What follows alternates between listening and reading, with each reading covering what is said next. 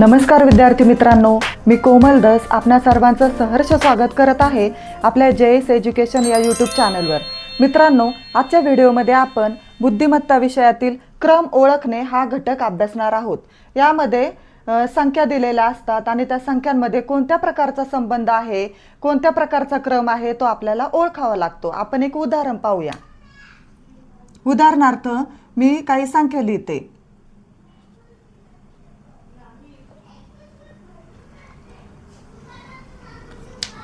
मी काही संख्या लिहिल्यात 11, 13, 15, 17, 19। आता या संख्यांकडे जर पाहिलं तर या संख्यांमध्ये काहीतरी क्रम आहे। या क्रमवार विषम संख्या आहेत। 11, 13, 15, 17, 19 यामध्ये 2-2चा फरक आहे। 11 मध्ये 2 मिळवले 13, 13 2 मिळवले 15, 15 2 मिळवले 17, 17 2 मिळवले 19 म्हणून 19 मध्ये 2 मिळवायचे, मग आपली क्रमाने येणारी संख्या आपल्याला मिळेल। 19 मध्ये 2 मिळवल्यावर किती येतात तर 21, म्हणून क्रमाने येणारी संख्या आहे 21। आता आपण दुसरं उदाहरण पाहू। 1, 4, 9, 16 आणि पुढची संख्या कोणती ते आपण ओळखायचं। आता या संख्यांकडे जर आपण पाहिलं तर या संख्या वर्ग संख्या दिसतात। 1 चा वर्ग 1, 1 चा वर्ग 1, 2 चा वर्ग 4, 3 चा वर्ग 9, 4 चा वर्ग 16। म्हणजे इथं क्रमवार संख्यांचे वर्ग दिले आहेत। मग आता पुढची संख्या कोणती आहे 5, म्हणून 5 चा वर्ग 25। पुढची संख्या कोणती येईल तर 25। आता आपण काही उदाहरणांचा सराव करूया। पहिलं उदाहरण आहे 2, 4, 7, 12, 19 आणि आता याच्या पुढची संख्या कोणती आहे हे आपल्याला शोधायचं आहे। आता या संख्यांकडे जर पाहिलं तर 2, 4 या समसंख्या येतात। 2, 4, 12 आणि 7, 19 या विषम संख्या येतात। आता यांच्यामध्ये कोणता क्रम लागतो आपण बघूया। आपण यांच्यातला फरक काढून बघू अगोदर। 2 आणि 4 मध्ये 2चा फरक आहे। 2 मध्ये 2 मिळवले 4, 4 आणि 7 मध्ये 3चा फरक आहे। 4 मध्ये 3 मिळवले 7, 7 आणि 12 मध्ये 5चा फरक आहे। 7 आणि 5 12 होतात। 12 आणि 19 मध्ये 7चा फरक आहे। आपण काय काढलंय इथं संख्यांमधील फरक काढलाय। अशा प्रकारचे प्रश्न सोडवताना आपल्याला जर काही संबंध दिसला नाही तर त्यातला फरक काढायचा। आता या संख्यांमध्ये जो फरक आलेला आहे त्या संख्या कोणत्या प्रकारच्या संख्या आहेत तर या मूळ संख्या आहेत। 2, 3, 5, 7 या क्रमवार मूळ संख्या आहेत। मग 7च्या पुढची मूळ संख्या कोणती आहे तर 11, म्हणून या 19 मध्ये आपण 11 मिळवायचे।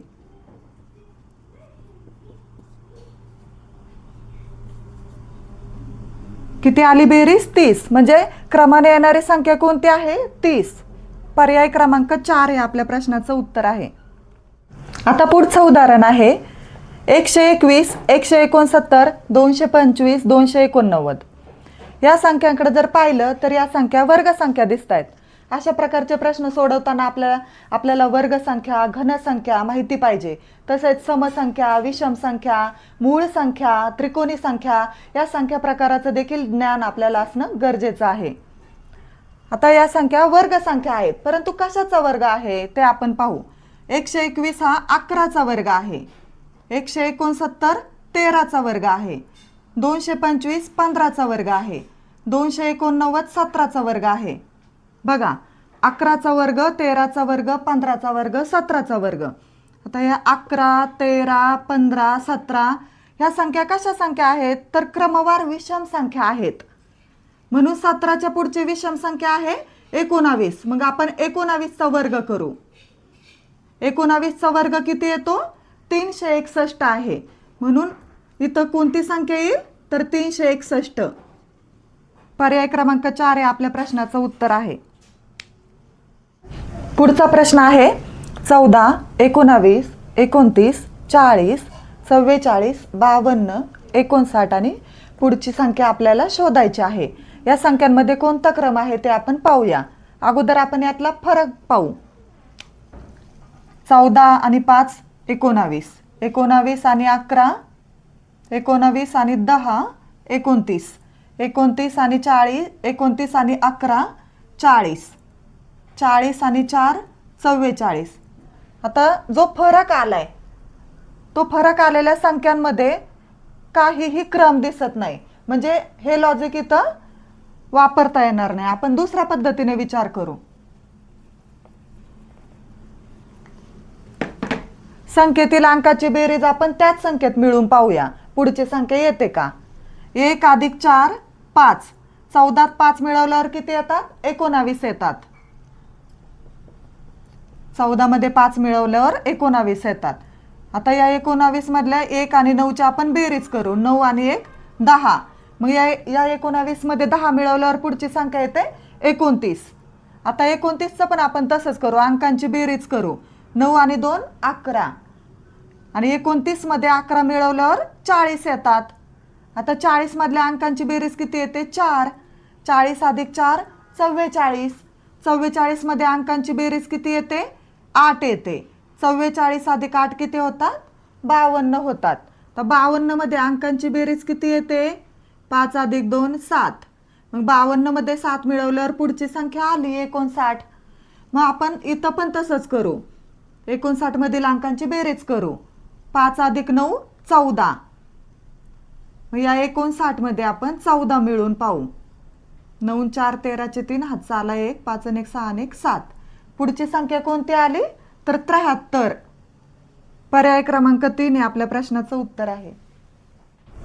पुढचं उदाहरण आहे 11 12 16 52.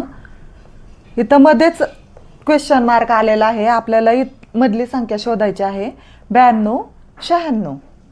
आता या संख्यांकडे बघितलं असता या संख्या वर्ग संख्या दिसत आहेत का? तर नाही दिसत. घन संख्या पण दिसत नाही.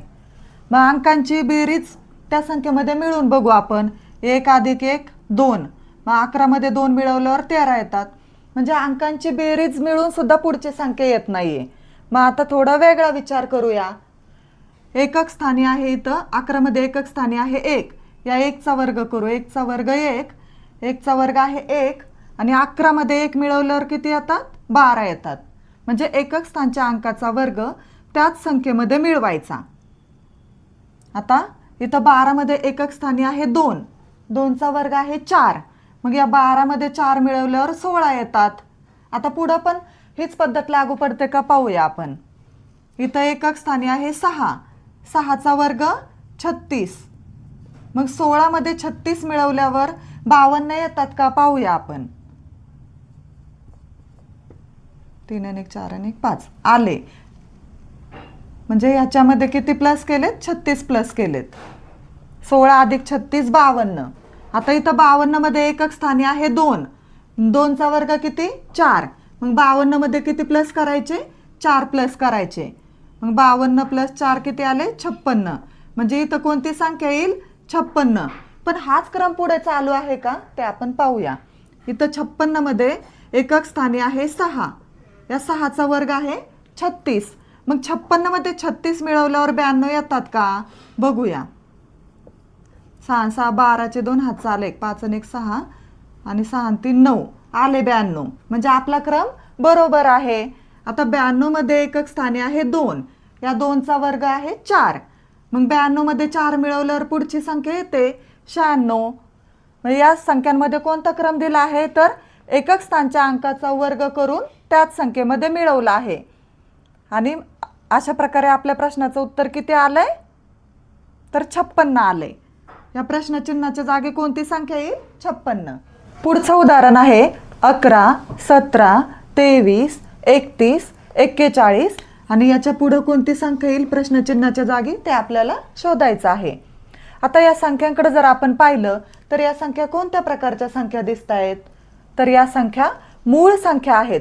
म्हणजे पुढे क्रमाने येणारी संख्या सुद्धा मूळच संख्या असेल. आता पहिली संख्या पाहू आपण इथं पर्यायातील. 34 ही संख्या आहे समसंख्या. 36 ही सुद्धा समसंख्या आहे.